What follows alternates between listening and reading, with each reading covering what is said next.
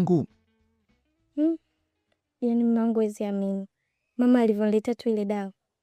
Yaani damu imekata, niko vizuri kabisa. Mama yangu ankupenda mama yangu, ndio maana anakujali. Ndio maana amekupa dawa mama yangu akupenda. Alafu mume wangu, vipi ile swala tulojadili kuhusu kuhama?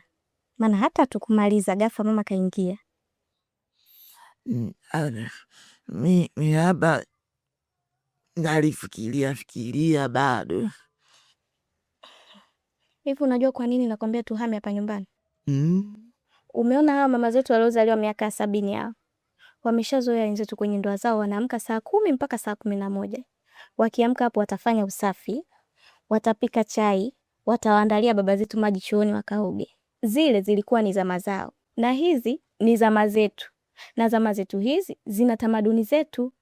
Na tamaduni zenyewe sasa ni mitandao ya kijamii. Binti wa sasa hivi akiamka anachukua simu yake kuanza kupekua sasa Instagram, TikTok, ambapo ni tofauti na binti wa zama hizo ambaye alikuwa akiamka anaanza kufagia uwanja. Na hii inatokana tunatofautiana zama. Ye mama kwa zama zake ataniona mimi kama nakosea, ila hata yeye angezaliwa zama hizi angefanya kama mimi ninavyofanya. Hivyo sasa kwa kufanya hivyo, yeye ataniona kama mimi sio mke sahihi kwako, lakini wewe utaniona mimi ni sahihi kwa sababu ni wa zama hizi mwenzangu. Unaweza wewe ukanunulia mimi cheni mkeo kwa mapenzi.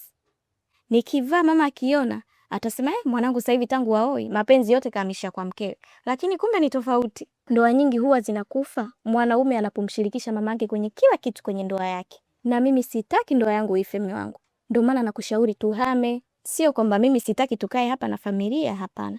Nakushauri hivi kwa sababu ya maslahi mapana ya ndoa yetu.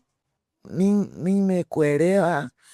Nitatafuta chumba tuhame. Nitatafuta hata kesho.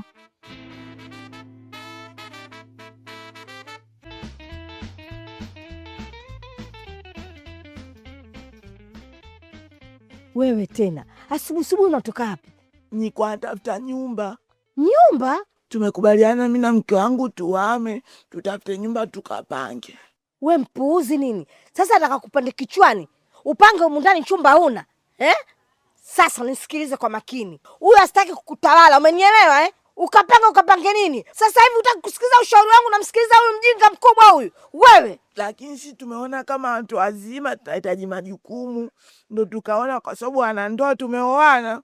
Basi watu tukapange mali tuishi maisha yetu tuanze. Usitaki kuniambia huo upuuzi wewe. Ukapange mimi niachana nani hapa nyumbani?